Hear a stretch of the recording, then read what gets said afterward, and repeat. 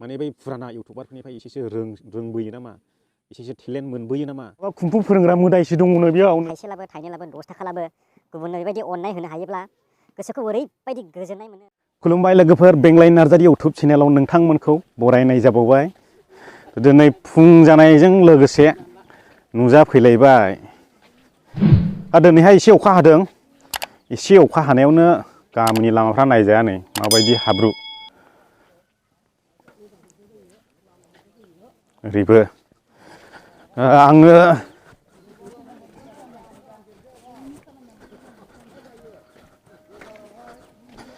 आङो दखानावसो थांनो ओंखारदोंमोन।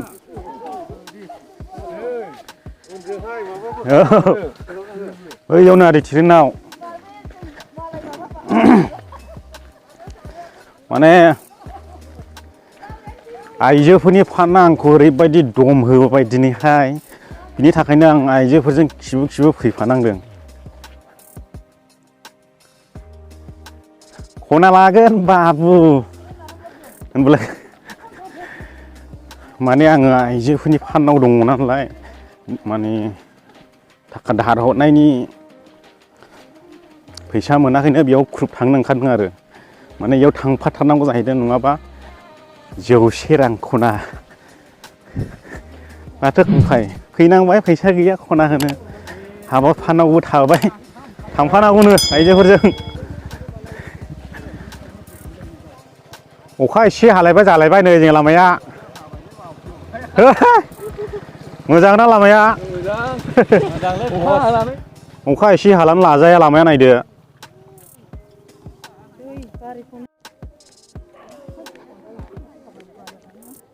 बाजाराव लेंलांदोलै बाजै, थांफानायसै एसे। आं फैनो बादोंमोन रा। गय बागान थानाय लामायानो लामाजों थाबायनो मोना नै जोंना। दिनै एसे अखा हागासिनो बिदि लांगासिनो हनै आइजोफ्रा हानजा हानजानो।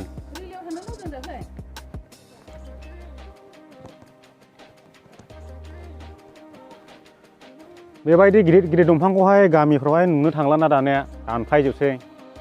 बेनिखायनो भिडिअफ्राव जारिमिन बायदि लाखिदां, बेखौबो दानफायला नुनाय नङालाय। मोदायफोरसो थायो नामाब्रा।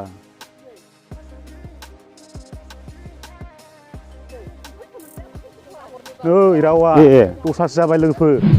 एसे मोजां खिन्थाफिननि आङो। नैबे सुमलिखौ आङो दायोसो खेबदोंमोन। माबा मोनायाव कुम्फु फोरोंग्रा मोदायसो दंलायबावोनो बे सुमलियाव नै।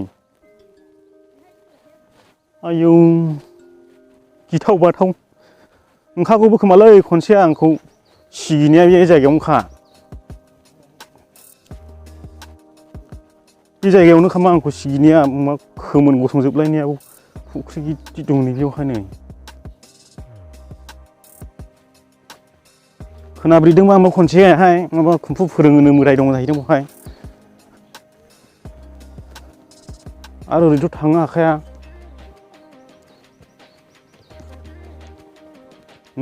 नैबे इजोंथ' थांनो हाखाया मोनायाव, हरनि 12टा 1टाफ्राव। माब्लाबा मोजां बिजिरनानै खिथागोन आं नोंसोरनो मा रोखोमनि खोन्थायो। नोंथांमोनाबो मिथिगोन, नेबाय था। ख्रुब खालामनायनि रायज्लायगासिनो दं दायो। दासो जोब्बाय ख्रुमाबो, जोबनानै दावखोफिनबाय। ओमफ्राय नोंथांमोना डनेसन हरनानै सोरबा सोरबा SMS हरो आंनोहाय, गैयालै नै एथ'खिनिल' हरनो हाबाय होननानैहाय बेबायदि गोसो सायरा बुंहरो। आं बोरैबा आजि मोनो गोसोखौहाय सुखुवा सुखुवानो। बिदि बुंनाङा नोंथांमोन। नोंथाङा जा अननानै हरदों बेनो थोयो। अननायनि फिथाइया जोबोद ओंथि गोनांनो, थाइसेब्लाबो थाइनैब्लाबो। बेनिखायनो गाव गावनो बेबायदि बुंनानै लानाङा। अननायनि दान होनाया जोबोद बोर गोनां आरो आशीर्बाद गोनां। इसोरा नोंखौ बोर होगोन। नों थाइसे होनो हादोंब्लाबो, थाइनै होनो हादोंब्लाबो बोर होगोन नोंखौ इसोरा। नोंथांमोनाव आङो सोंनायसै, नोंथांमोना बेफोरबायदि थाइसे थाइनै सोरनोबाफोर अननायनि गेजेरजों दान होनो हायोब्ला गोसोफ्राव माबायदि फिलिं फैयो आरो माबायदि गोजोननाय मोनो, माबायदि सान्थि मोनो। थ' आं नोंथांमोनाव एसे सोंहरनोसै, नोंथांमोना कमेन्ट बक्सआव खोन्थाहरबानो जाबाय। आंथ' आंनि गोसोखौ बेबायदि थाइसेलाबो थाइनैलाबो 10 थाखालाबो गुबुननो बेबायदि अननाय होनो हायोब्ला गोसोखौ ओरैबायदि गोजोननाय मोनो, ओरैबायदि सुखु मोनो, माने गोसो सिंनिफ्राय सैथोआ सायाव ओंखारबोनाय बायदि मोनो आरो। माने गोजांस्रिवनायजों लोगोसे खोमोन स्रो स्रो स्रो स्रो स्रो गसंबोलायनाय मोनो आरो। ओरैबायदि गोजोननाय मोनो गुबुनफोरखौहाय हेल्प खालामनो हायोला, हेफाजाब होनो हायोला, माने आंनि गोसोनिफ्राय बेबायदि फिलिं फैयो आरो। दा नोंथांमोननि गोसोआव माबायदि मोनो नोंथांमोना कमेन्ट बक्सआव आङो खोन्थाहरबानो जाबाय। दाथ' धोनिजनाबो एसे एनै फैबावगासिनो दङ, 10 थाखा 20 थाखा 10 थाखा 20 थाखा फैगासिनो दङ आरो फैबायानो थागोन। आङो एक्सेप्ट खालामबाय थागोन। जेब्लानाखि आङो थोनायखिनिखौ आङो मोनगोन अब्ला आं भिडिअ खालामनानै नोंथांमोनखौ बादा होगोन, डनेसनखौ खालामनांलिया होननानैहाय। बेनो आरो दा आंनियावहाय अनसुंथाइया बबे बबे जायगानिफ्राय फैगासिनो दङ आं फारियै नामखौ खारिलांजोबनो सानदों, नोंथांमोना खोनासंनानै लाबानो जाबाय। नाम्बार 1आव कार्बि आलं, आइ लाभ कार्बि आलं।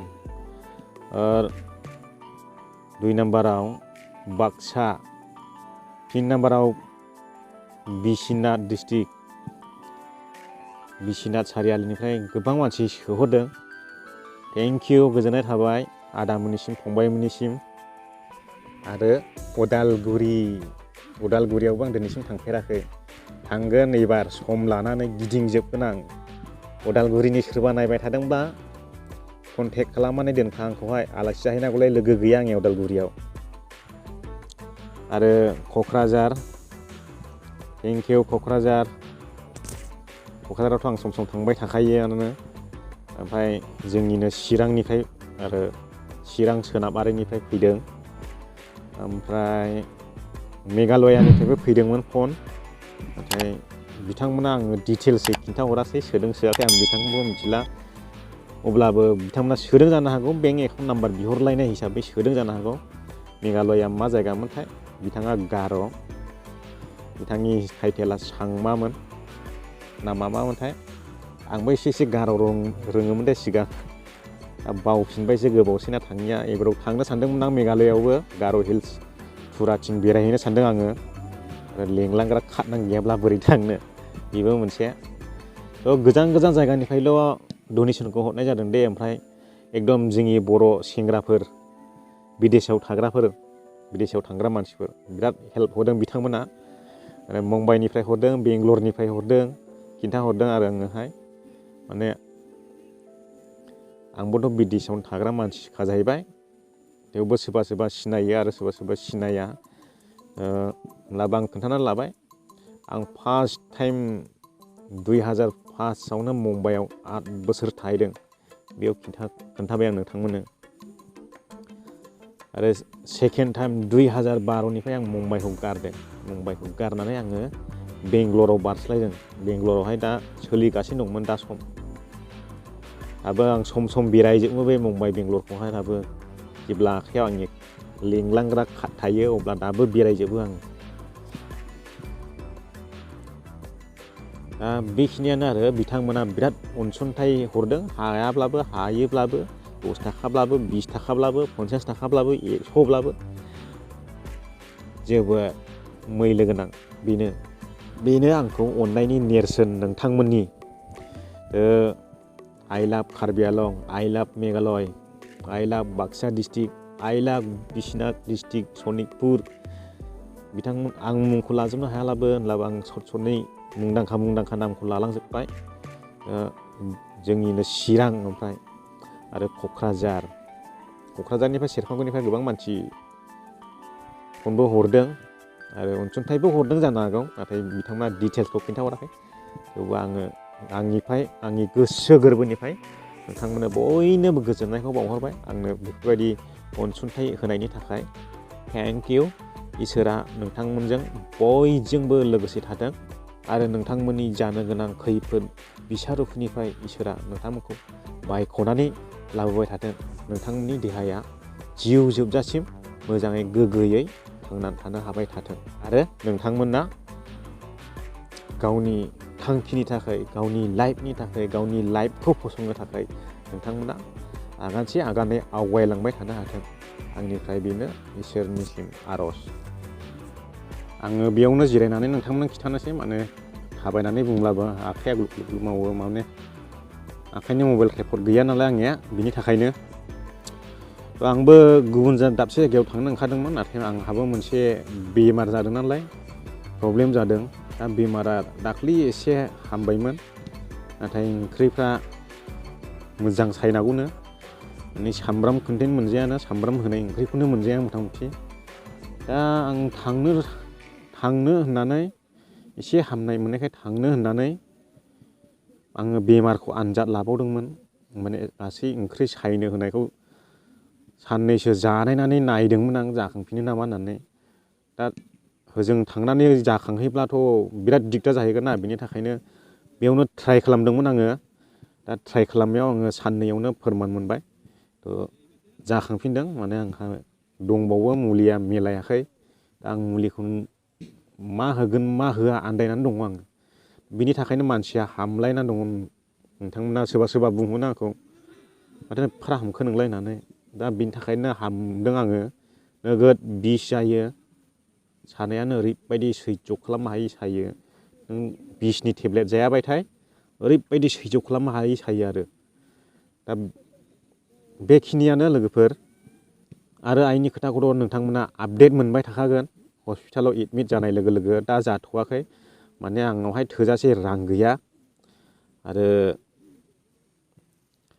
बिटिआरनि गाहाय मावफुंगिरि प्रमद बर' सारनो आं आर'ज बिलाइ दैथायनाय जादोंमोन नाथाय दासिमबो इनफरमेसन मोनफिनाखै रिजाल्ट मोनफिननाय जायाखै दा होजों लांनानै हस्पिटालाव लांनानै आङो गोदाव सोराव जाहैजानो गिनो थाखा गैया फैसा गैया एसे मान सनमान सेस जाहैजानो गिदों आङो थाखा फैसानि थाखायनो बिनि थाखायनो आं दा एडमिटखौ खालामथ'नाय जायाखै जेब्ला आङो हानाय बायदि जायोब्ला